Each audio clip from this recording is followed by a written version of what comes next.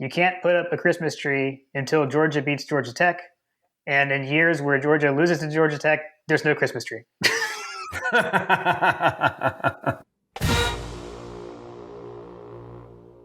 Welcome to My Gotta Podcast. I'm Jim Wood. In this episode, John Powell and I preview the 2021 edition of Clean Old Fashioned Hate, and we answer questions from you, our listeners. As always, remember to check out store.mygottapodcast.com to see our latest merch. And you can follow us on social media at MyGottaPodcast. Finally, if you like what you hear, please subscribe, rate, 5 stars obviously, and review the show. If you leave us a review, you just might hear it on an upcoming episode. Now, let's join the conversation in progress. So, it's here. We're here. We've reached the week of Clean Old Fashioned Hate, renewing the game that we had to miss it last year. We didn't get to play these guys. So this is the first ever My Gotta podcast where we sit here and talk about Georgia Tech. It's finally here. I know that you've been waiting for a while to talk about this one. I have. I hate these guys. Apologies to anyone on Twitter that I've come after and said, stop talking about Alabama. I know, a lot of people don't care about this game and like to say that it's not a rivalry and they're not on our level and all these kinds of things. I don't know. I don't subscribe to that. So for me personally, I hate these guys. So I want to beat them. I don't care if we're better than them. We're supposed to be better than them. They're quote unquote not a rival. All that stuff, whatever. That doesn't make me want to beat them any less than I always do. So that's my thoughts about it. I'm not a fan. Yeah, not a fan of Georgia.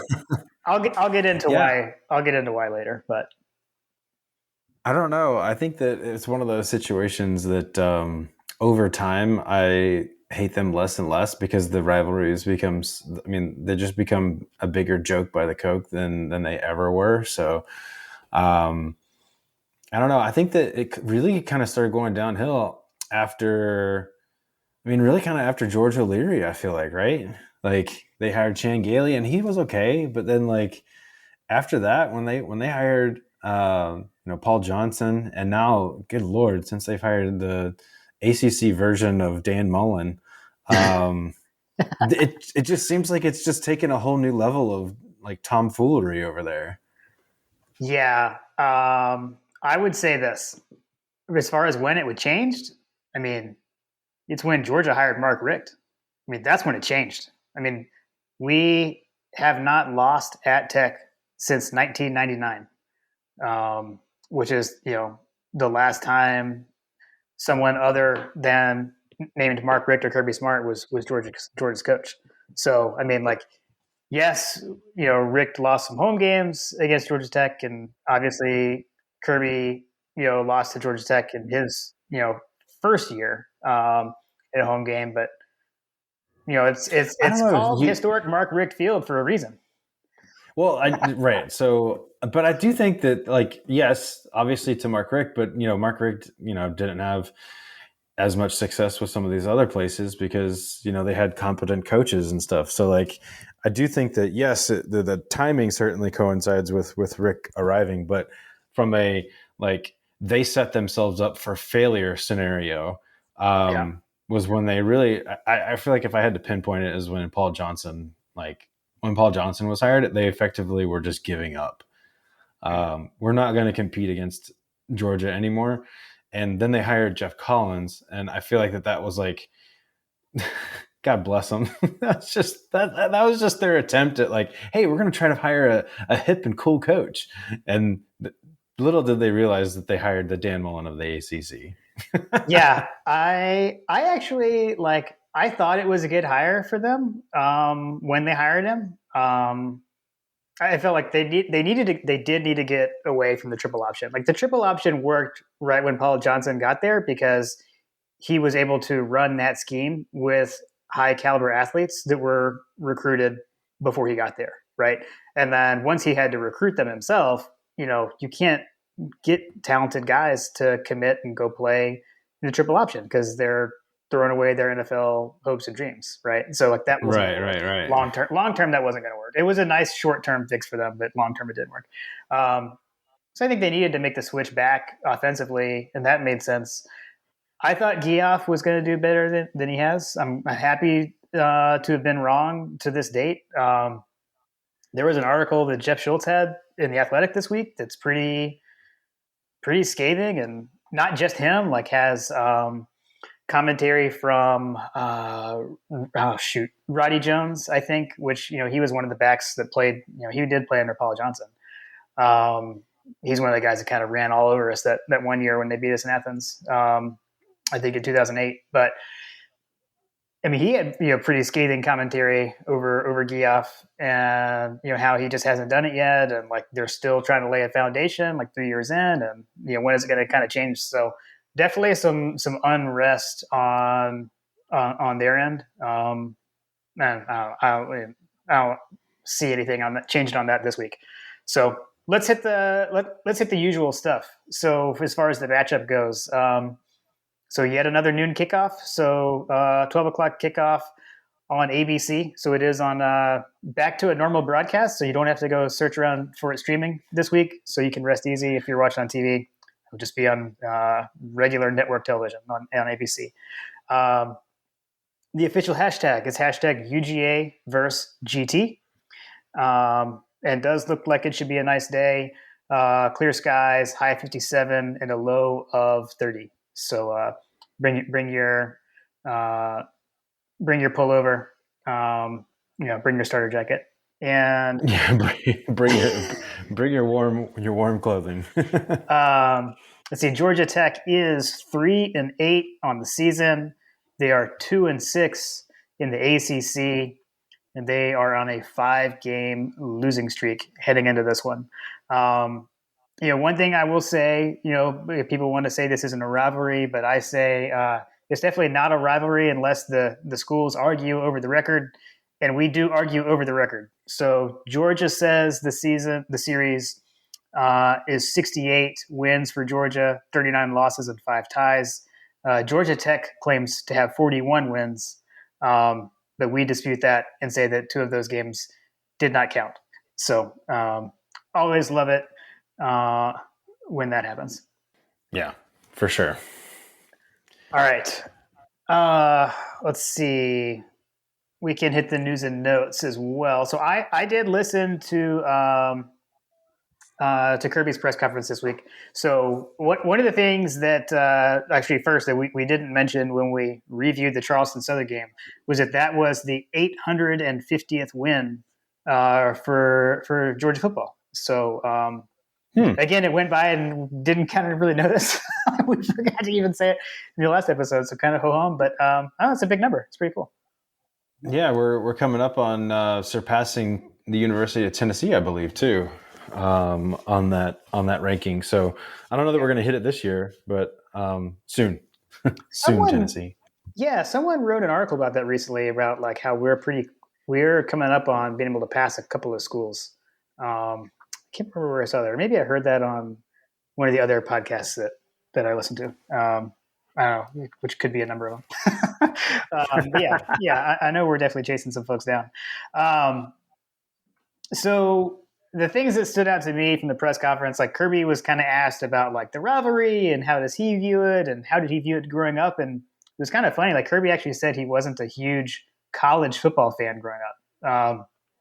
With his dad being a high school coach, I guess he said he was more into like following high school football, and then he just watched TV on Saturdays, is what he said. So I don't know, that was kind of funny. But he did say that like when he got to Georgia, it was very ingrained into the players. Like you've got to beat your in-state rival, you've got to beat your in-state rival. So it kind of I guess grew on him then in his playing days. What was interesting with that was that he did say that they as a coaching staff today don't really do that. They don't harp on that. And he basically said like, who's not a rival? Who is not a rival, right? Like everyone's a rival. I guess it kind of goes into the process thing, Yeah, seriously. I mean, I would definitely say that this is a rivalry for a lot of folks, particularly Yeah, the folks that stroke chicks at the University of Georgia. yeah, for sure. And Kirby also pointed out, like when they were talking about like his playing days and stuff, he said that our guys weren't born yet when I was playing, which Kirby, thanks for making us all feel old. So I appreciate that. Um, Yeah, he that's did true. he did call out that they were asking him about like what does Tech do well and all these kinds of things, and like he quickly got to, well, they're always do a good job in the kicking game. So I thought that was funny. uh, Oh, Kirby. yeah, Oh, yeah, Kirby. I mean, he personally has some investment in this because that was his, one of his final home games was a loss to these guys. yeah. It was his final home game. Yeah, his senior day. His senior day was wrecked by these guys. Sorry for the pun. Didn't realize I was going to do that. But yeah, and then on the injury front, so he got asked about Jamari Salyer, Chris Smith, and Nolan Smith. Here's what he said: feel good about all three of them, hopeful about all three of them. Then there was a little bit more talking, and he came back to it and said, we feel like Jamari will be back. We feel like Nolan will be back, and we're hopeful that Chris will be back. So I don't know. Between that, it sounds like Jamari Salyer and Nolan Smith are probably most likely to play. And the fact that Chris Smith got an extra hopeful, not sure about that. So apparently, like he like banged knees with someone in practice leading up to Charleston Southern game, I believe, is what happened there, and that's what caused him to miss that game. So Yeah. Hopefully we see everybody back and healthy, and we at least get a full squad, or get a further indication that we're going to have a full squad for the SEC championship game. yeah, for sure. And we keep the 100% health for the SEC championship. That's the key, right? Like I think everybody kind of, obviously the advanced stats and everything like that showcases that this should be a pretty good win for us, but the key is going to be what cost will it be to us, and I'm hoping that cost is very minimal. Yes, exactly. Yeah, we can't. I mean, I will just go ahead and go to this and say this: like, we can't have a situation like when George Pickens threw their dude in the wall. That's the kind of thing that we've got to have our players watching out for. I mean, this is their Super Bowl, right? I mean, they've got nothing to play for. They're not going to go to a bowl game. This is it. All they can hope to do is ruin our season, which is pretty par for the course for these guys, including their fans. I mean, they care more about hating Georgia than they care about loving Georgia Tech. I mean, their official fight song, says "to hell with Georgia" in it. I mean, do we say "and to hell with Georgia Tech" or "and to hell with insert opponent" at the end of ours? Sure, but it's not like officially in it. Their fight song mentions Georgia. They exist to hate us, and that's why I hate them. Anyway, sorry, I continue to harp on these guys. Can you tell that I don't like them, John? I don't know.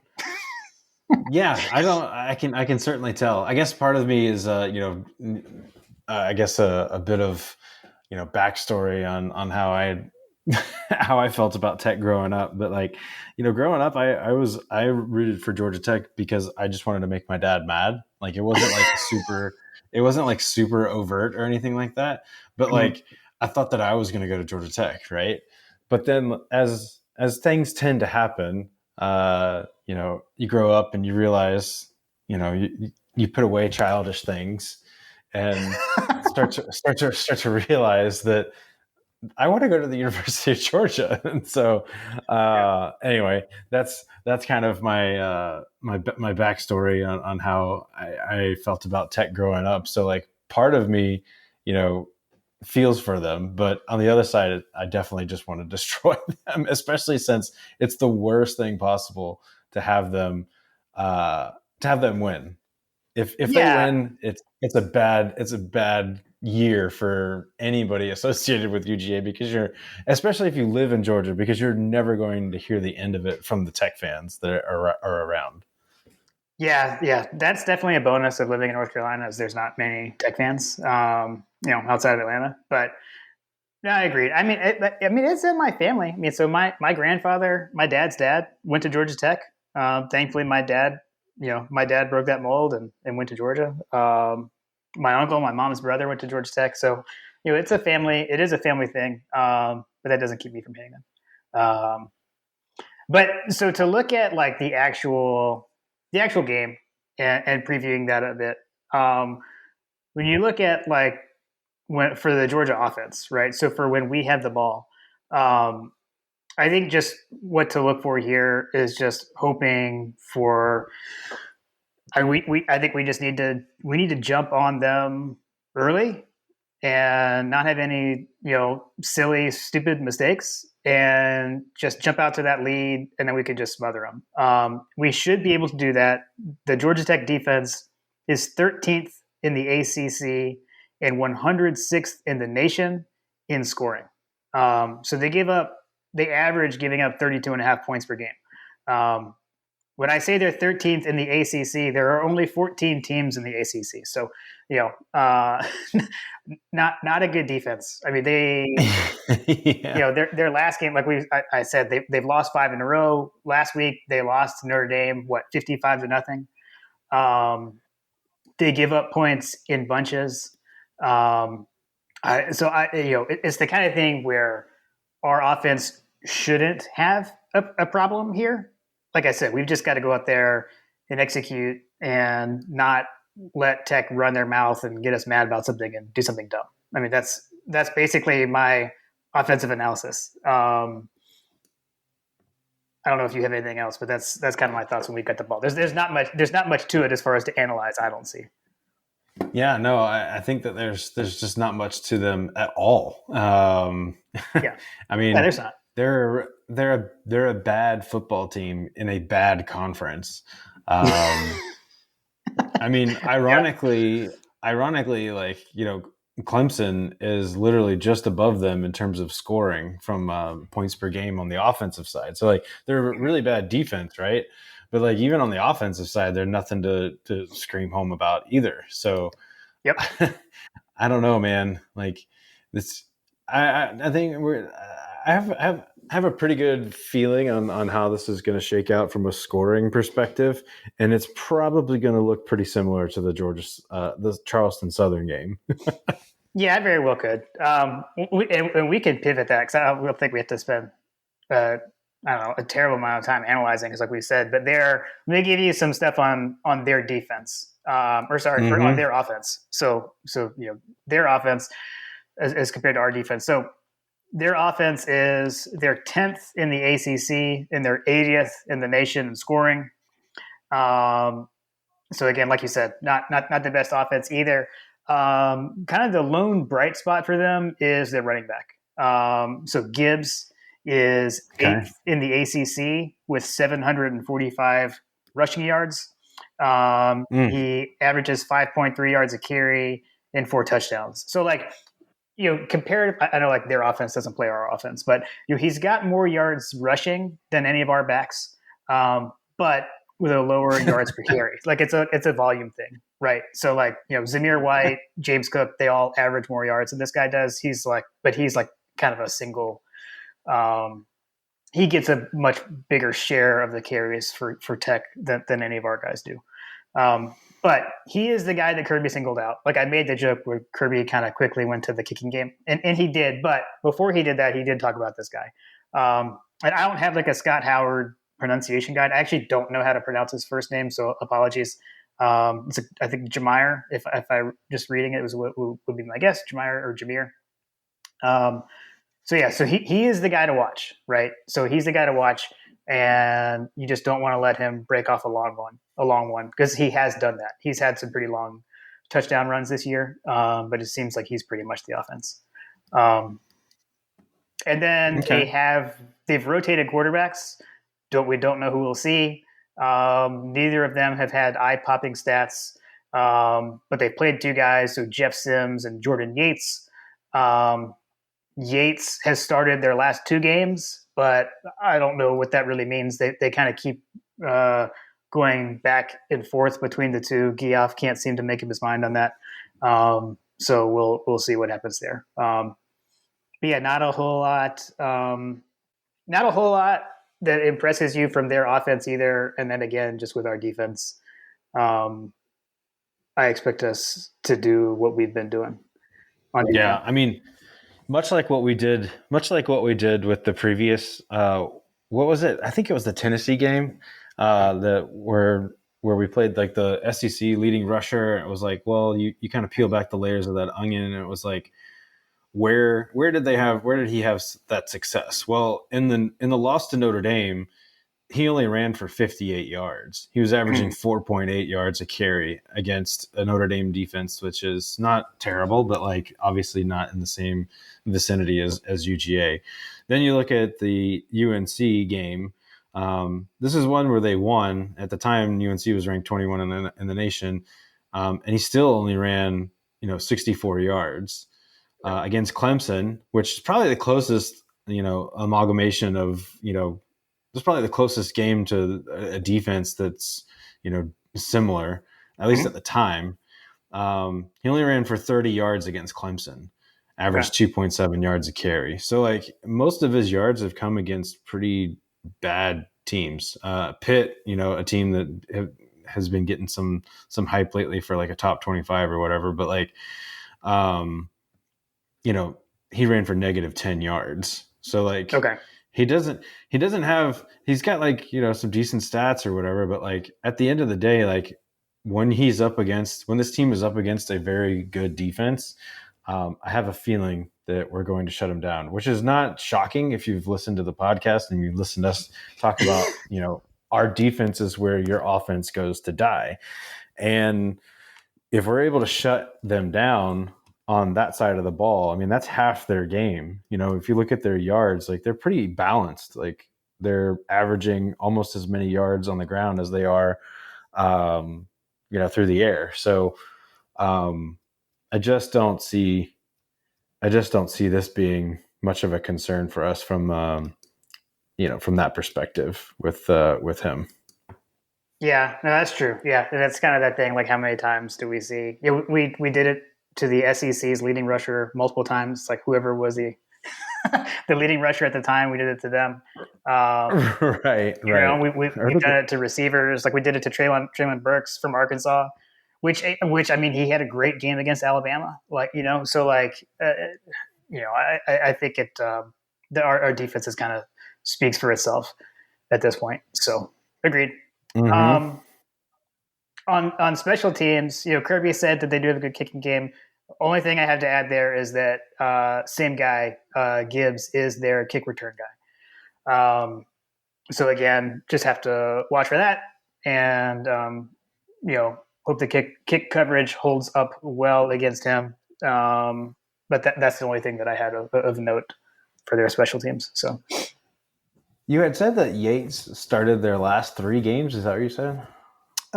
He started their last 2 games. The last 2 games, but he played in some of these other ones because of his game log. The reason. Well, so he's I was saying so he has started more than just those 2 games. I'm just saying he did start the last 2. I think it's pretty much even. Like I think Yates has started 5 games and Sims has started 6. Like it's like one of them has started one more game than the other. It's been pretty even. They just keep going back and forth. Interesting. I wonder if that's part of their problem. They can't get some consistency at the quarterback position. Yeah, I was trying to look into it. Like, did somebody get hurt or something? And I'm not sure. Like, I didn't exhaust all of my my resources in that, but I did see, like, just looking at the game logs, like the leading passer per game, that it just kind of has gone back and forth. Like I said, it's been kind of like in bunches or in buckets. It's like, so let's see. Yates started the first 3 games. Then Sims started for 6 games. And then it's been Yates again the last 2 games. So right. Kind of weird. But either way, like they've all played in a bunch of different games. Mm-hmm. So yeah. I'm just looking. I'm looking at some of the splits. It almost looks like that their passing game for both quarterbacks is like all over the place. If anything, they've gotten worse as the season has gone on because their completion percent. So like they completed 50% of their Yates completed 50% of his passes against Notre Dame. He was 14 of 28 for 96 yards, and then Sims didn't play. So at least he didn't register any attempts in that game. So you have to figure if you're completing 50% of your passes again, and then you layer that on with the run defense that we have. This is this is going to be a lovely evening for haters of Georgia Tech. Yeah, I mean, it definitely lines up that way. I mean, this is we're back to the like any given Saturday. Like that's the only thing you can say about this game, like on paper, right? For real. I mean, it has to be like a monumental. It would have to be a monumental mental block for these guys to have a chance. So, and that's where I get back to my like, again, like me kind of harping on this game and like not looking ahead kind of deal. It's not that it's not me saying that is not around like Munsoning, and it's not around like being worried. It's just that I just want to like bury these guys. So yeah, which it appears that we are going to do just that. Yeah, we should. So on that note, you wanna get into the listener questions? Let's go. Let's jump in. All right. First up, we've got Zach, SCDog864 on Twitter. If you could swap one school in the SEC for another team, who would it be and why? And then he added, I'd rather give up Vandy for an ACC team. I mean, I think that's right. I think it's got to be. I mean, so for me, it's either Vanderbilt or Missouri. So Missouri, I felt never fit in the SEC. They're not in the Southeast. That's the Midwest. So that never fit. Vanderbilt obviously just isn't. If you're looking at football, they're pretty terrible, and they ruined our senior day last year. So that's who I would say, as far as like swapping them for. And if you said an ACC school, I mean, definitely not Georgia Tech. They had their chance. They were in the SEC and they left. So I would never re-extend that invitation. But I could say, drop Vanderbilt or Missouri for maybe a Clemson, or like UNC, Chapel Hill, maybe. But they wouldn't leave the ACC because of basketball. So. I'm dropping Vandy and I'm dropping Missouri and I'm adding Georgia Tech and I'm adding Clemson. Those are the two. Those are my two. Georgia Tech can't come back. There he left. Too bad. So sad. That's my opinion. Well, I would just like to have them in the conference to just to make this.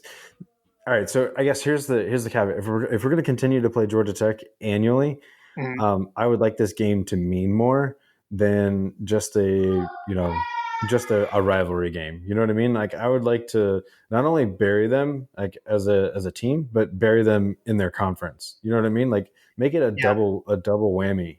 You know what I mean? Yeah. But the problem there for me is when you let someone in the SEC, that is an immediate boost to recruiting because you get to play in the SEC. And I don't want to give them any help because they don't deserve it. My opinion. But fair enough. Okay. Fair enough. Let's see. I mean, that's the same thing could be said about Clemson. Yeah, but I mean, I mean, you're helping anyone who comes in, right? So that's fair. Yeah, that's a good point.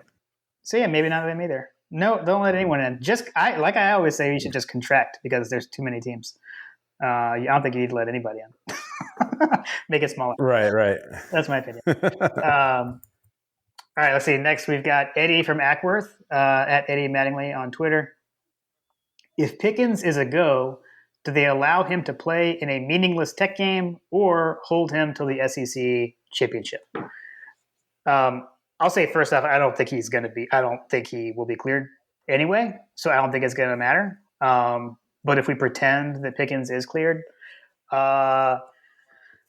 I mean, I guess you could let him out there, but you've got to be like, no throwing anyone into a wall. Like, Yeah, seriously. I don't know. I don't know. I feel like the chances of him playing in this game are zero. Zero. I feel like that he's just not going to be playing this year, like at all. Yeah. Like, Yeah. I don't know. It almost feels like that there's kind of like with the JT Daniels kind of situation. My conspiracy theory is that he's much more hurt than they've let on throughout the entirety of the year. Mm-hmm. Even though he played last game, I still think he's hurt. Like, you know what I mean? I think that they're Yeah. just trying to get him, as an emergency situation, because clearly he's the emergency backup plan, based on how it's played out. It seems like, anyway. Pickens, on the other hand, we don't necessarily need him right now, particularly with how the offense has been rolling and the defense the way that it is. There's no reason to risk him or to risk his recovery or to even like mess with the mojo of what's going on out there. Mm-hmm. So I think that just putting him in the game means that another wide receiver that's been producing, are you going to take out AD Mitchell? Are you going to take out Burton? Who are you gonna pull that's been proving themselves game in and game out? I mean, there might be an argument made that maybe he could get in over Robinson. I could maybe see that kind of argument, but Mm-hmm. I just don't think I don't think he's going to play the rest of the year. I don't think he will either. I mean, it would be a monumental recovery, which is not unprecedented. Other people have done it before, but everyone heals at a different timeline. I mean, the fact that he's out there running routes in practice and non-contact, and he was out there catching passes, in warm-ups for Charleston Southern. I mean, that's impressive. He's coming a long way, and I think part of like showing him doing that is, I mean, yeah, it's recruiting. It helps recruiting, and frankly, it helps Pickens sell himself to the NFL, because I would imagine he's going to enter in the NFL draft this year. So it's, hey, NFL scouts, look at this guy. He is almost ready to be back, right? So it's almost like a promotional thing to help Pickens, as he enters into the next chapter. That's kind of how I feel about it. I would be surprised to see him step on the field this season. So certainly not this week. I don't see it happening this week. Yep. All right. Friend of the show, Tim Riley, next. This was actually a nice segue because you kind of went into this a little bit. Tim said, was not excited by the body language and energy of the quarterbacks on Saturday, that being the Charleston Southern game. Was it really that cold? Especially JT Daniels once he entered. Please discuss if we will have a need for both quarterbacks down the stretch, and is Georgia Tech the true warm-up grounds for a two-quarterback scenario?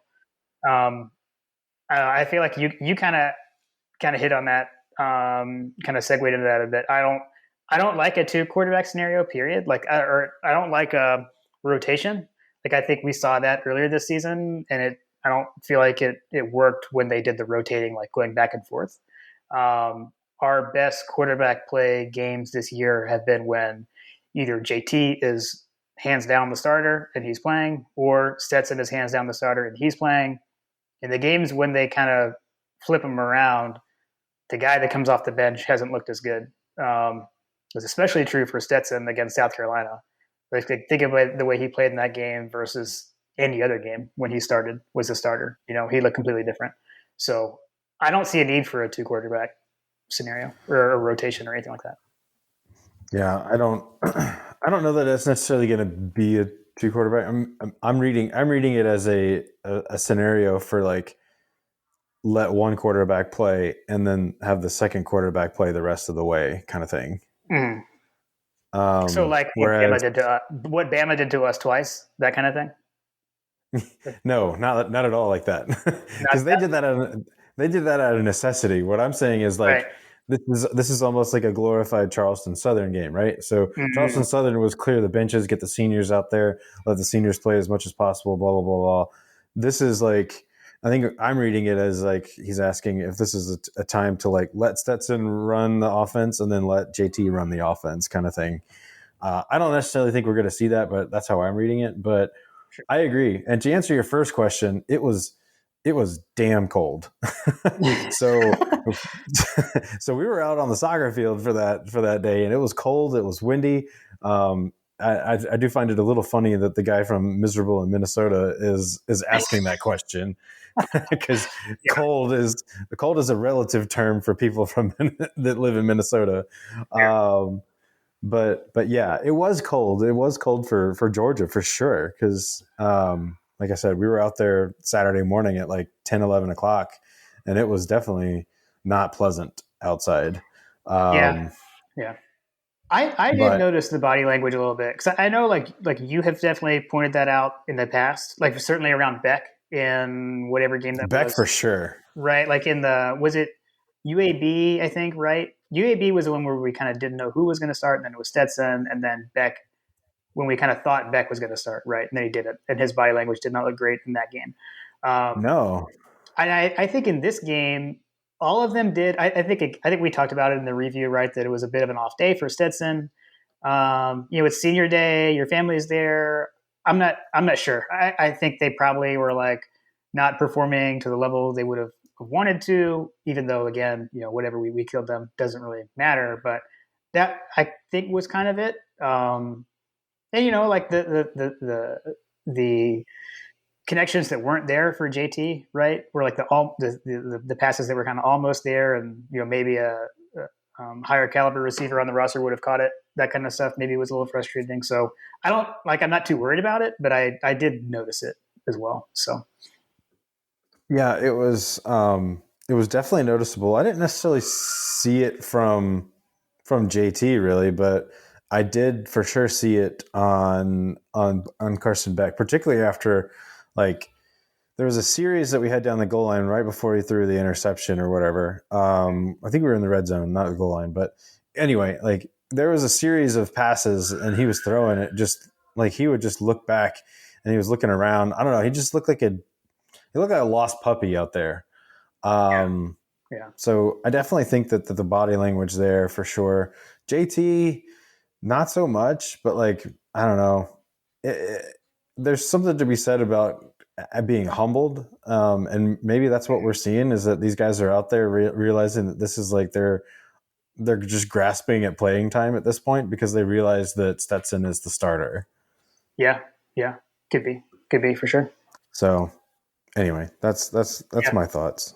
yeah, that makes sense. Um, Next up, we've got Aaron King. How do you guys fight off that Munsoning feeling? Not that we've had to fight it off this year, but who knows? Maybe we will over the next few weeks.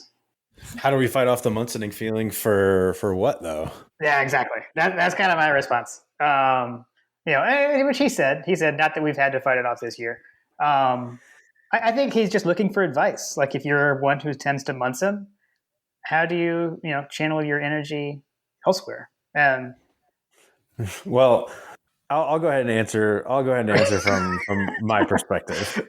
okay, So the Munsoning that you get, at least this year, how I've gotten over it, fighting it off, is I go back and I look at John's stats that he's been tracking that is combining the net yards per play, the offensive yards per play, the defensive yards per play. Go back to Josh's stats, similar, success rates and all that kind of stuff. But then like the coup de grace is like these advanced stats that are comparing, Georgia amongst some of the most historic teams ever, some of the most dominant teams ever. The fact that we're performing at such a high rate on both offense and defense is just astounding. And so like I've gotten to the point now where our football team is averaging less than a touchdown or a touchdown roughly a game. I don't even know what the updated stats are with Charleston Southern. I haven't even looked, but we're averaging basically a score a game. And we asked this question earlier on was like, who left on the schedule do we think that can maybe even score 20 points against this team? And then conversely, who left on the schedule can prevent us from scoring, 20, 30? Based on the numbers, I don't see anybody left out there in the country that is in that category, with the exception of maybe Ohio State. And even then, like, they've been beating up on teams that have no defense. So I don't know, man. This defense is historic. Everybody needs to sit back, relax, kick your feet up, grab a bourbon, throw it on ice, throw some Coke in it if you want, and just enjoy what you're watching, because Kirby is painting his masterpiece right now, and it is beautiful. Yep. I would say the only thing I'll add to that, I think this year it's easy to talk about. I would say in general, like, one of my things too is to internalize a bit, and like, if you're Munsoning, like, don't like hop on Twitter and like be super negative and throw everything out there. Like, so, like, I have John to confide in. Like, I confide in you, I confide in my dad. Like, I have a smaller circle that I keep my Munsoning to, and to not like let that out into the ether and permeate to other people. So, when something is small happens, and also, like, I feel like you're good at talking me off the ledge, and I'm good at talking you off the ledge, vice versa. So, find someone that you can do that with. I feel like that's helpful. That's my other additional piece of advice. Agreed. As with many things in life, having a support structure is important. Agreed. All right, Pain Dog at C6 Pain on Twitter. He sent a link. It's to a Heisman House commercial.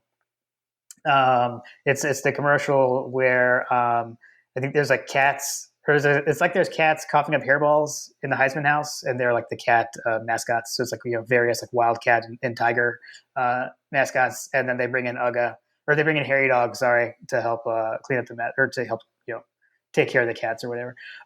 So he says, pray they redo this commercial with Jordan Davis as Harry Dog if he wins the Heisman. Which he said, leading to the question: is there a Harry Dog outfit currently made that will fit Jordan Davis? I would say no. I'm shocked that there was maybe a red coat jacket that fits Jordan Davis. I know they gave him one, but he didn't put it on, so I'm not sure if it actually was big enough to fit Jordan Davis. But no, maybe Jordan Davis could fit in the Spike costume, that used to show up at basketball games. It's like the big inflatable thing. Well, I'm not sure if it's tall enough, but I'd say there's a better chance of him fitting into that than into the Harry Dog costume. Yeah, no, I think that the Swedish fish thing is going to be a perfect scenario where you have Jordan Davis walking into the kitchen looking for his snacks, and he looks over and he asks, Herschel, like, "Hey man, where's my Swedish fish?" And right. you see Baker Mayfield sitting on the couch, like eating them, and just like looking like scared, and then like running away. With Jordan chasing him on the front lawn. That's my Heisman House moment. I love. How about that? Someone snapped a photo of like someone gave Jordan Davis Swedish fish on Senior Day. That's so amazing. I saw that. I love that that's like out there and people know that. It's amazing. Okay, this next one from J Rake T. Before Bobby Dodd was built, what was that site used for? And he gave a hint, and it was like a poop emoji. So I'll say whatever it was, they've done a good job of like scrubbing the internet, because I, through like just general Google searches, couldn't find anything. So based on his emoji, I'm assuming he's saying that the site was like some sort of dump, I guess. I couldn't find anything about that though. So you'll have to hit us up on Twitter and let us know exactly there, and maybe shoot us an article, because I couldn't find anything. Everything that I found was very like warm and fuzzy.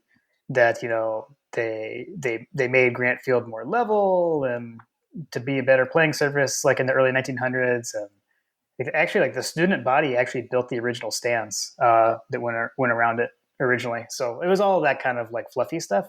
Couldn't find anything about what it was before. So I feel like Georgia Tech is they've scrubbed the internet. Well, I'll reach out to J Rake T and see if he can fill us in on exactly what the deal was.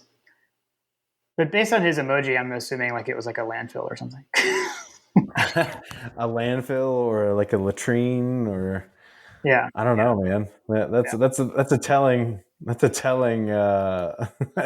telling emoji for sure. Right. That makes me want to know even Yeah. more. Yeah. Yeah. We'll see if we can figure it out. We'll let the masses know when we find out. Um, and then sticking with their playing field. So Brett Belding says, please explain why Mark Richt Field looks like leftover stadium parts. I'll hang up and listen. Um, there, and he in the tweet he provided an overhead aerial photo of their stadium, and it definitely does look like disjointed. It does not look like a for an engineering school. The design looks kind of weird.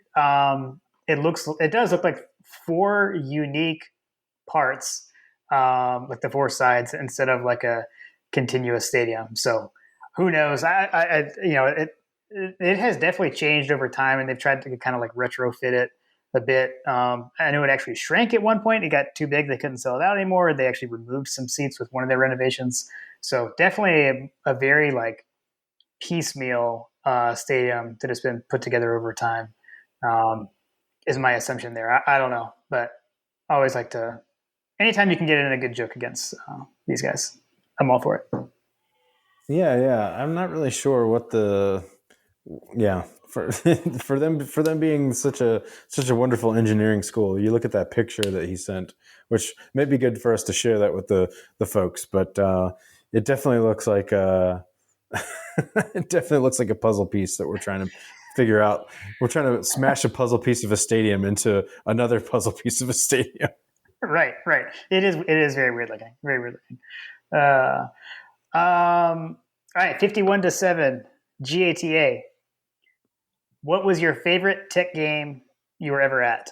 Not surprisingly, he lists his as 2002, the year that we won 51-7. Um, so, trying to think. So for me, my favorite game, I mean, that was definitely up there. Just to give a different one, I would say 2001, the year before. I was at that game, and that kind of ended our that ended our 3-year losing streak to them. That was pretty awesome. So that was Rick's first year, and in that game, Veron Haynes ran all over Tech, and I remember Fred Gibson was a freshman that year, had some pretty big plays in it as well. I'll go with that one. Do you have a favorite Tech game you went to? Oh, yeah. I mean, I got to go to Mark Richt's last game.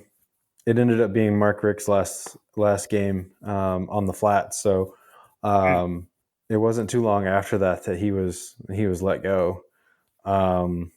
So a buddy of mine gave me his ticket to go to that game with my son Carter. So Carter was actually there too. So we actually saw Mark Richt's last game. Gotcha. Yeah, that's a good one. And then the tech game you were at that you would like to forget. So he said 1998 was his. I definitely know what mine is. I don't know. Do you have one? I don't know that I could remember one. I don't know that I could remember one that I didn't I So had for a bad time you, with. I mean, like, so you were a freshman in 2000, right? Right? Was it 2000, yeah, 2000, yeah, 2000? So Donovan's last year. Yeah, yeah. and I mean, like, because that year, like, we did lose to Tech that year. So your freshman year, we lost to Tech. That was that third in the streak of 3 losses. I'll say like But that one, like we weren't having a good year, and they were having. It was kind of expected, like. I don't know that I went to that game though. Okay, man, Some of them. you're a student and you didn't go to the game. What's going on here? I mean, I was probably at home for Thanksgiving, Jim. I mean, then you go back to Athens. I don't know. That's what I did. Okay, that's fair. Yeah. Mine's easy. So I was at that 98 game, and I would like to forget that, but it was instantly topped by the following year, 1999.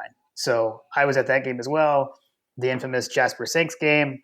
Both of those games, Georgia won, and Tech cheated, and the game was taken away from us via cheating. So in 98, Georgia actually recovered a fumble. So Joe Hamilton fumbled on what was the game-winning drive. Hamilton fumbled. Georgia recovered it. The referees ruled that he was down. There was no instant replay. Couldn't change it. Tech goes on to kick a field goal, wins the game. And then in 1999, the same thing happened again. Jasper, but in opposite, right? So Jasper Sanks was down. The call was ruled a fumble, and Tech goes on to win that game in overtime. That's the one I would like to forget. I will add that it's amazing. This will tell you something about Kim. I was at that game with Kim, so we were in college. That was actually the first fall of us dating. And at the time, she was actually a student at Georgia State at the time, and she lived in the old Olympic Village housing, which is like right across the street from Bobby Dodd. Oh, that's fun. Yeah, and so this will give a little insight into how I've changed. I was way worse about football back then. I'm much more mellow now. I was so mad, like I just like when the game was over, like I just like left the stadium. I just like walked off, and I was like wandering around downtown Atlanta like by myself. Like I left everyone that I was with. I just walked away and like didn't like say bye to anyone or everything. I just like walked, and I was just like wandering aimlessly around downtown because I was so mad. Like I couldn't just be around people. So like then I eventually like I was like, oh my gosh, like where is everyone? Like where am I? What's going on? And like I went to Kim's dorm and was like, ring the bell. I was like, let me in. She's like, have you calmed down yet? You calmed down yet? Little did you know that was foreshadowing for the rest of your life. Oh my gosh. So I mean, shockingly, Kim didn't like dump me over that. So, shout out to Kim, thankfully. She didn't do that. I also like, this is a very embarrassing day for me. Like I was such an idiot. I mean, my only defense is that I was 19 years old, whatever. Not that that's an excuse. I also, like my high school friends, like my kind of core group of buddies, like half of us went to Georgia and half went to Tech. So I had a bunch of friends that went to Tech. And most of them all lived in an apartment together. And I called their apartment and after the game, and they didn't answer. And I got their answering machine, which also tells you about the time a bit because they were still answering machines then. And I like left a message. I left them a message on their answering machine and said like something super. I was like, I want one of you to look me in the face and tell me that was a fumble or something like super lame like that. The disappointing thing is that they didn't keep that. And like again, engineering guys, you'd think one of them would have like digitized that and they could use it against me still, but it's been lost. That recording does not exist anymore. So that I would like to forget that day altogether. Yeah, let's just forget the whole thing. But again, this is why I hate these guys so much. Like I have said that I feel like your hatred for South Carolina was kind of born by we struggled against them when you got to school and during your time in school, like kind of as your fandom is really taking hold. And that's how it is for me, right? I mean, like we had our longest winning streak that we've ever had against these guys leading up to me going to college. So like when I got to college, we had won 7 in a row. I didn't really remember what it was like to lose to Georgia Tech, and I just talked all kinds of smack to all my buddies who went to Tech. And then we lost to them for 3 straight years, and they rubbed it in my face, every day for 3 years straight. And I got really tired of it. So I do not like these guys, and it's because of that. It's because all that stuff happened when I was in college. Right. So Fletcher Proctor is kind of building off of that moment. So he asked, did the Jasper Sanks fumble set in motion the Donnan firing a year later? If Sanks doesn't fumble, in air quotes, would Donnan have survived George Godsey pulling a Vic in Sanford in 2000, thus leading to Richt going to Virginia and Georgia hiring Chan Gailey or Jeff Bauer a few years later? I don't like this alternate reality that Fletcher has laid out here. I don't know. I mean, I would say like in general, maybe because I think that fumble also kind of messed with Jasper Sanks' psyche. He was never the same player again after that. Right. So, but ultimately, I don't know. Like if Donnan if everything else had still played out exactly the same and the only thing you change is that we win that game, I'm not sure it would have changed much of anything. Because that 2000 year was a pretty big disappointment. Certainly losing 3 years in a row to Tech didn't help. I don't know. I would say ultimately no. I don't think unless it, like I said, Jasper Sengs had a huge year in 2000, which could have maybe changed the trajectory of that team altogether. Anyways, so maybe, but I'm gonna lean no on that. Yeah, I'm gonna lean no as well. I don't know. That would have been. I don't know. I think that Richt was on his way. I think that we had kind of reached the crux of Donnan. Yeah.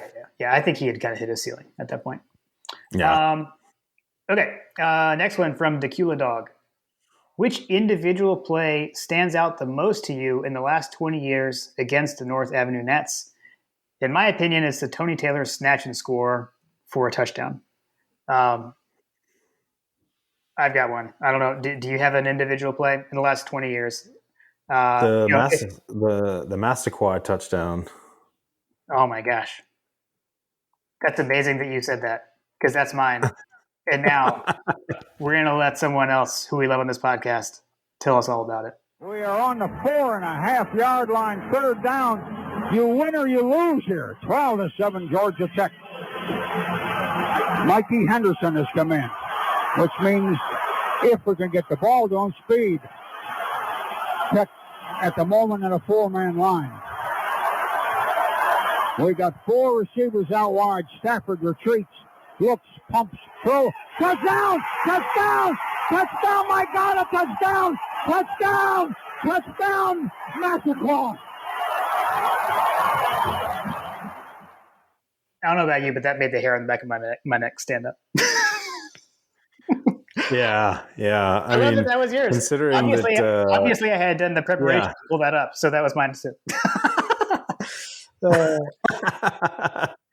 Yeah, no, the Massaquoi touchdown. Not to mention, so there's a lot wrapped up there, right? So that was a big win, right? It was the last second win.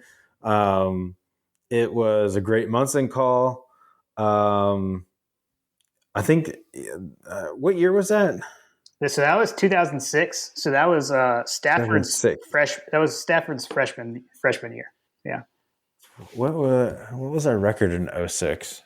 We weren't super good. It was like super good, yeah. We were like 8-4 or something like that. So that game ended.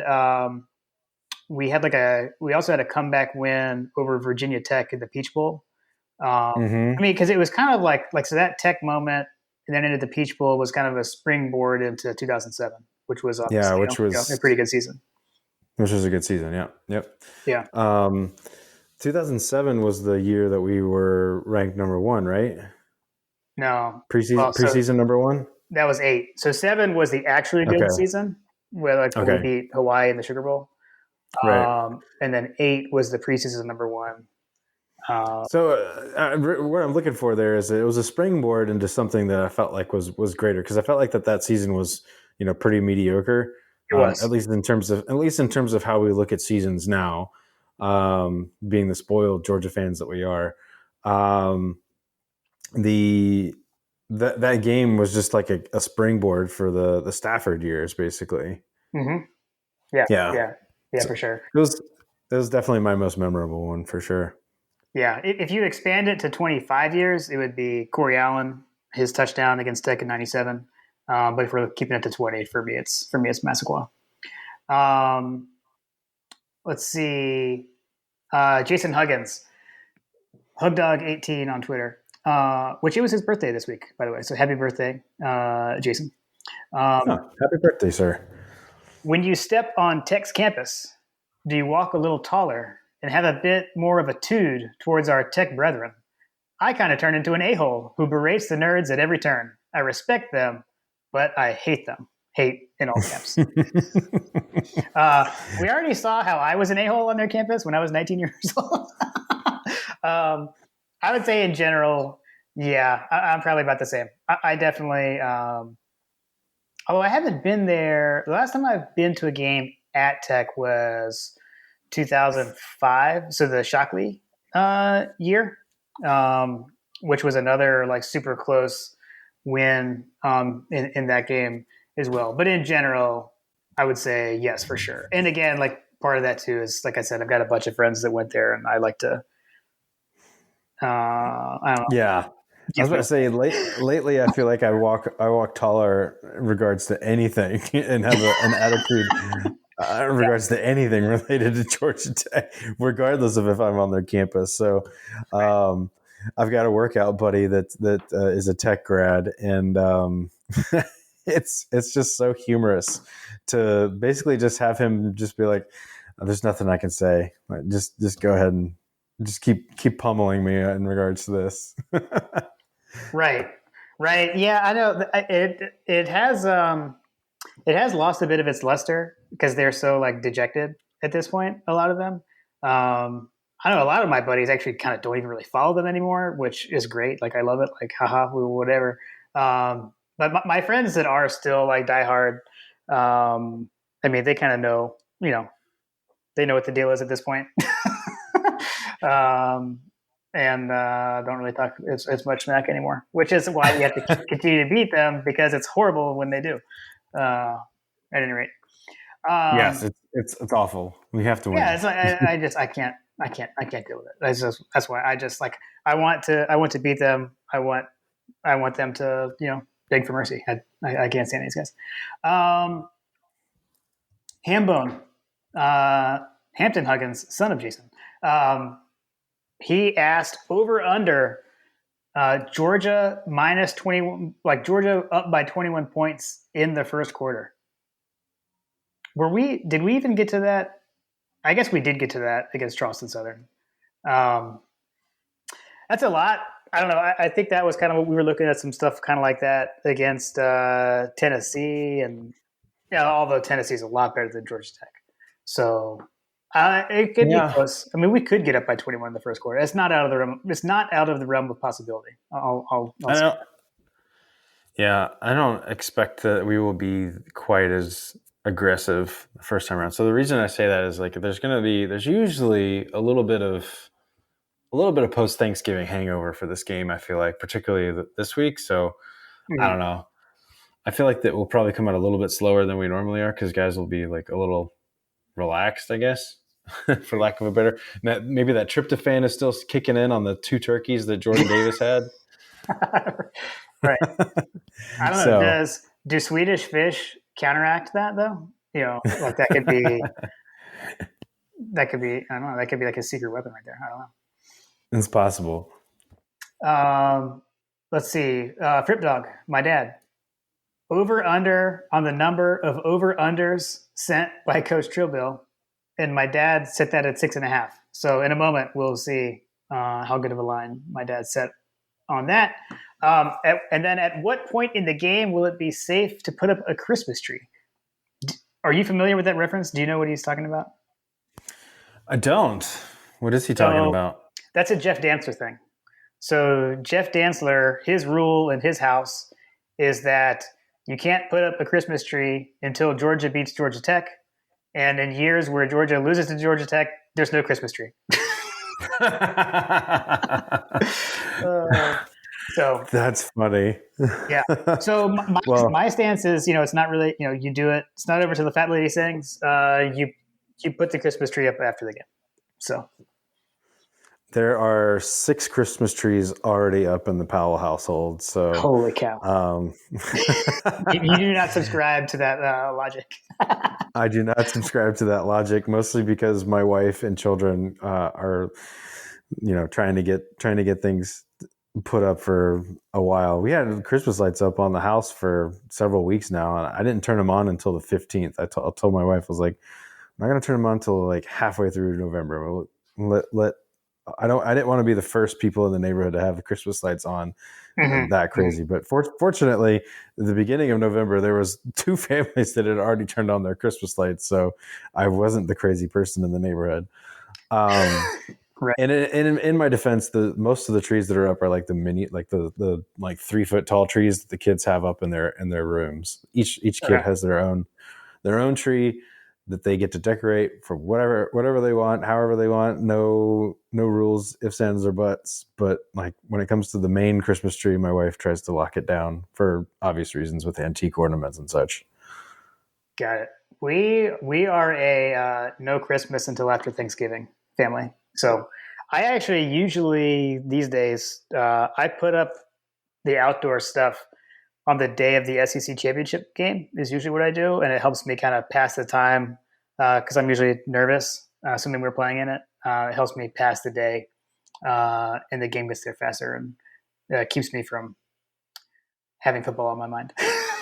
Helps me pass the time. That's usually what I do. That's fair, but here's my issue with it is that if you've got all that stuff for Christmas, like, don't you want to enjoy it more than like a couple of weeks? Yeah, but like I don't know, but I don't know because we feel like we're very much like why is there Halloween stuff in Home Depot or Lowe's in like I don't know August, and then it's like it's not even Halloween yet. Why is it Christmas already?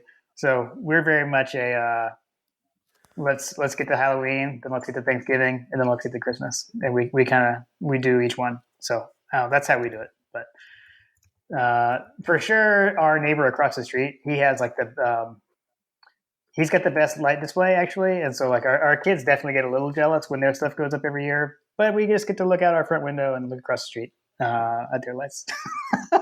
So, right. Yeah, we definitely wait.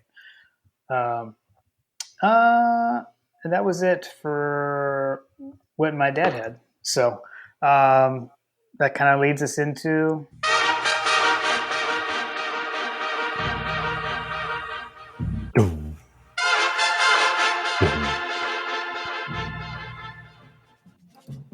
all right. Time for Coach Trillbill's over-unders. And first, we will check my dad's over-unders on over-unders. My dad set the line at 6.5, and Coach Trillbill has 1, 2. We got to go over. He's got 10. So it was the over. So my dad was a little bit off. And I laughed at that so hard that Munson has now started barking at me. So scared Munson. Munson is Munsoning. We'll table the first one because that kind of hints toward the score. That was over under 5.5 offensive touchdowns. Over under 1.5 defensive touchdowns. It's a lot. I'm gonna go under. Yeah, I'm gonna go under as well. And then over under 0.5 special teams touchdowns. I'm gonna go over again. I want to see this happen. So I'm gonna go with the over. I'm gonna go under. Just gonna go the safe route. Okay. All right. Over under 500 total yards of offense for Georgia. 500 yards total offense. What was our total yardage last game? We were close to that. I think we were over 500, I think. I could actually tell you if I that up. Yeah, we were under. So we were 488 against Charleston Southern. But yeah, I'm gonna go.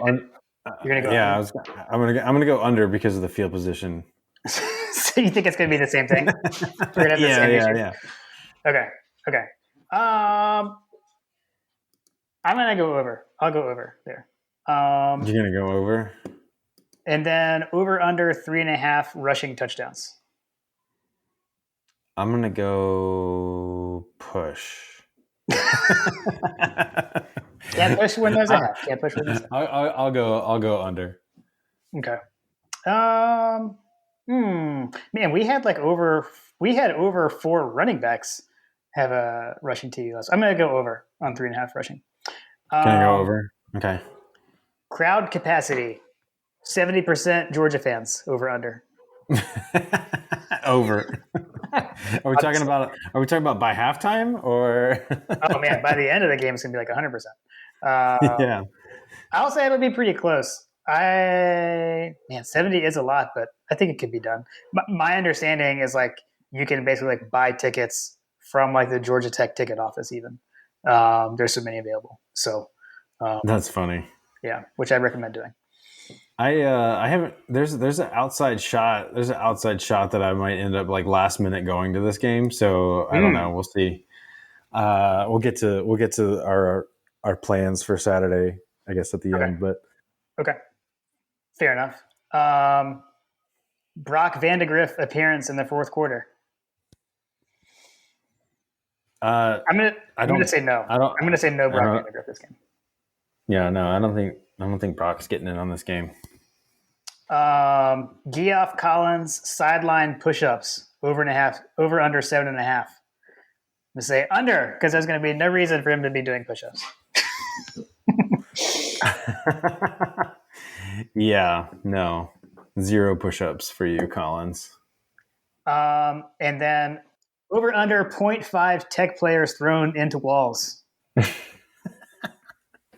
That's a great one. I'm gonna go under. I really hope that it's under because I don't want anybody to be suspended for the next game. Exactly. And I'm gonna go back to the Kirby halftime rant and talking about Florida being undisciplined and Georgia being disciplined. So I feel like he's kind of harping on that. So I will take the under as well. Right. All right, that's it for Coach Joe Bill's over unders. So as we look at the game itself, so the spread is quite hefty. Georgia is favored by 35 points. I think it's the biggest spread, like since they've been really tracking spreads. I think it goes back to like 95 or something like that. And the over under is 54.5 points. So that gives What's an implied score prediction? Yeah, implied score would be like, if you round it, it'd be like 45-10 is the kind of deal. And then Odd Sharks got it like 55.2 to 10.6. Georgia winning, obviously, with a cover and the under is what they've got. You were doing the cover and over. Oh, did they change it? Oh yeah, they cover in the over. Sorry. You're right. I can't. I was told there'd be no math. I just wrote it down. I was told there'd be no math. Yeah. Yeah, cover in the over.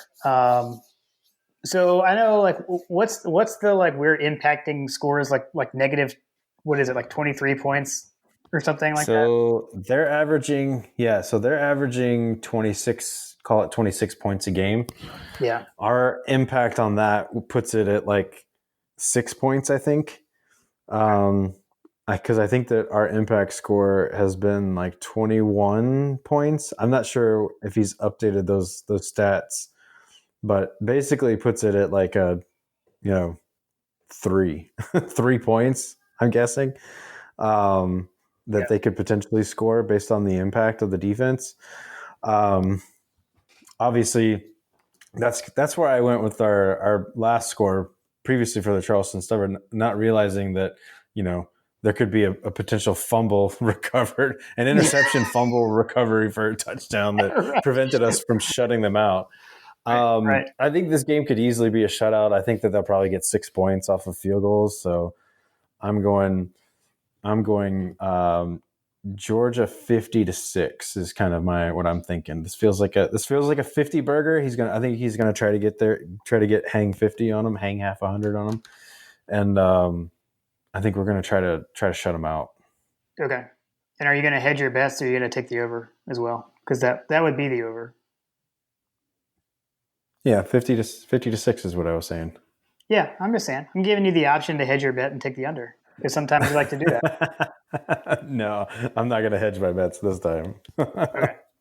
Okay. There's a reason behind my score prediction. So my score prediction is 49-0, Georgia, and my reason is the biggest margin of victory in this series was Tech winning a game 48-0, and I want to own that record. So my prediction is Georgia 49, Tech 0. That would be nice. The under. That would be the under. So I'll stick with that too. I won't hedge my bets. What would the over be? 50, 55? Yeah, you have to get to 55. But I predicted 49-0. So 55-0 would be nice. Yeah, cool. I mean, I'd be fine with that too. That's my logic, which is not logical. So I guess it's more of what I hope the score to be. But that's fine. I'm going to stick with that. Be a lot cooler if you hung half 100 on them. yeah, for real. For real. So what's your actually, you know, the only other thing I did want to add, like I was trying to look like, you know, like I talked about at the opening, right? Like we didn't get to play these guys, you know, this year or last year with the COVID year, the All SEC schedule. I looked back because I was trying to remember, like, who did we play Thanksgiving week? Um, you know, last year because we weren't playing Georgia Tech. So like, what was going on a year ago? And it was actually we were in the midst of the return of JT Daniels. Um, so last year at this time we were, you know, getting ready to play South Carolina. So we had already had the one JT Daniels return game, and then it was the second one against South Carolina. So I don't know, definitely kind of some return to normalcy for this year. But yeah, so you said there's a chance you might go to this one, kind of last minute. Yeah, Do you guys? yeah, it's possible. Like, do you have like you guys hosting Thanksgiving or anything, or just sticking with? We are hosting Thanksgiving. We've got my dad, her dad, and my brother-in-law and sister-in-law are coming over, and I think that we are going to, you know, we're actually not doing turkey this year. We've got ham and I've requested steak because we always end up like, you know, eating some turkey, but like turkey's not my favorite and it's not our kids' favorite either. So like we end up throwing away so much turkey because we cook it and nobody ever eats it. So I have humbly requested steak for this year. So we're gonna have steak and ham. Okay, that's fair. I'm not opposed to that. We are doing a turkey. It's just going to be us. We're staying home this year, and I am going to smoke a turkey. So I did that last year. I'm not huge on turkey either. But I do enjoy smoked turkey. I think it actually adds a bit to it. So I'm going to do that. Yeah. I'm going to do that again this year. So smoked turkey is pretty good if I had to choose. But then again, like I don't know. I just prefer steak. Yeah, likewise, same. Yeah, I definitely like the multiple meat. Going with the multiple meats, that's good. If we were hosting, I'd probably add a ham, have turkey and ham. I like going that way too. So yeah, ham is solid. We got a little tiny ham. You got a small ham. We got a little tiny ham. Yep. As far as the game goes, you know. My son has been in my ear about going to a game, and this is obviously the last opportunity that I think that we're realistically going to be able to take him. So, I don't know. We're going to have to play around with it, see what the weather is going to look like. But I may end up taking him to this game. I don't know. We'll see. Yeah, I mean, it definitely sounds like tickets are pretty readily available. I saw it looks like they're actually like below face value on StubHub, is what I heard. And then I did hear you could even just go to the Tech ticket office and buy them directly from Georgia Tech. I know several people have done that. I'm pretty sure 51-7 GATA did that. I know he said he's going. I think that's how he got his tickets. So they are available. So if anyone wants to add even a little bit more red to the stadium, shouldn't be too hard to do. So I think I was thinking, like in the back of my mind, that always runs through my head, but most likely, I love being 2 states away. I don't know. So cool. All right, man. Well, no love lost for me for these guys. Not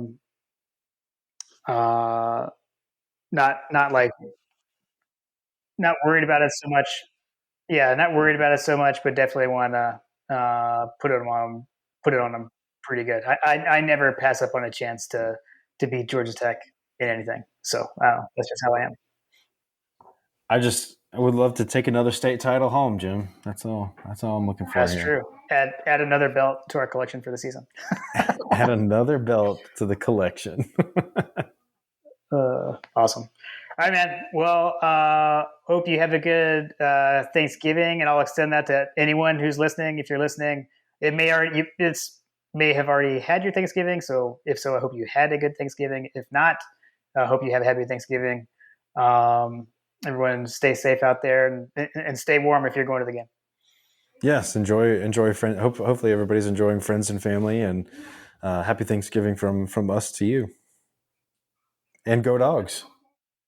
Go Dogs.